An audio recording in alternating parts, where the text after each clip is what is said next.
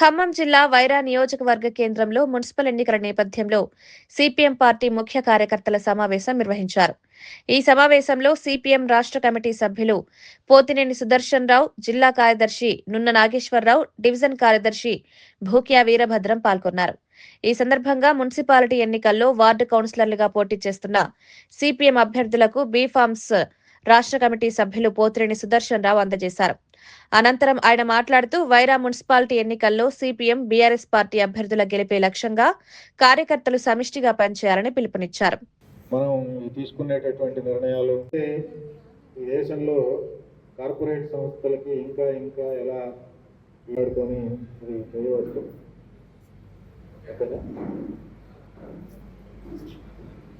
ప్రపంచ కార్మికులారా, కష్టజీవులారా, ఏకంగా పోరాడంటే ఏదైతే చెప్పారో ఆ మీడియా ఇతర వ్యవహారాల కోసం రాజకీయాలు మాట్లాడాలి అని కొద్దిసేపు మాట్లాడటం జరిగింది. ఎన్నికల పనికి సంబంధించిన వివరాలు మళ్ళీ మనం తర్వాత మాట్లాడుకుందాం. ఈ అవకాశం ఇచ్చిన మీ అందరికీ ధన్యవాదాలు తెలియజేస్తూ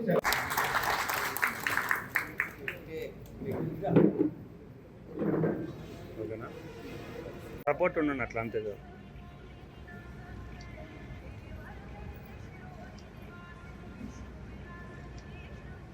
పట్టుకొని రావాలి.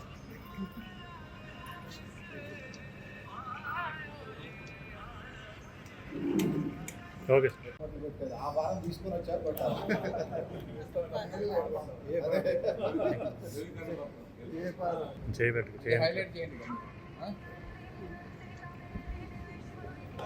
సార్ ఓకే చేయాల్సినటువంటి బాధ్యత మన మీద ఉంది.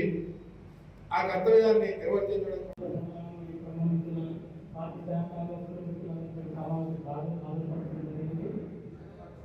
అనుసరిస్తున్నటువంటి వైఖరిగా కనపడతా ఉంది. దేశానికి స్వాతంత్రం వచ్చిన తర్వాత మొట్టమొదటిసారి పోయిన సంవత్సరం 1,00,00,000 కోట్ల బడ్జెట్ ప్రవేశపెట్టారు. 50 లక్షల బడ్జెట్ కోట్లతో. ఈ సంవత్సరం 57 లక్షల కోట్లతో బడ్జెట్ను ప్రవేశపెట్టారు. ఈ బడ్జెట్ ఎంత దారుణంగా ఉంది అంటే వ్యవసాయ రంగాన్ని చాలా తీవ్రమైనటువంటి నిర్లక్ష్యానికి గురి చేసింది. పక్షపాతంతో వ్యవసాయ రంగం పట్ల కేంద్ర ప్రభుత్వం వ్యవహరిస్తూ ఉన్న తీరు ఎట్లా ఉంది అనేది ఈ బడ్జెట్ చూస్తే మనకు అర్థమవుతుంది. ఒకవైపు ఏమో దేశంలో 100కి 56% మంది వ్యవసాయ రంగం మీద ఆధారపడి జీవిస్తూ ఉన్నారు అని చెప్పి బడ్జెట్కి ఒక రోజు కంటే ముందు ప్రవేశపెట్టినటువంటి ఆర్థిక సర్వేలో కేంద్ర మంత్రి నిర్మలా సీతారామన్ నొక్కి చెప్పారు. రెండో వైపు బడ్జెట్లో చూస్తే 57 లక్షల కోట్ల రూపాయల్లో ఎరువులకు ఇస్తున్నటువంటి సబ్సిడీ బోను కేటాయింపులు చూస్తే 1,86,000 కోట్ల రూపాయలు కనపడతా ఉన్నాయి. 56% మంది ఆధారపడి జీవించేటటువంటి వ్యవసాయ రంగం పట్ల, అట్లాగే ఎరువులకు ఇస్తున్నటువంటి సబ్సిడీ పట్ల ఈ ప్రభుత్వం ఎంత పక్షపాతంతో వ్యవహరిస్తుందో అర్థమవుతా ఉంది.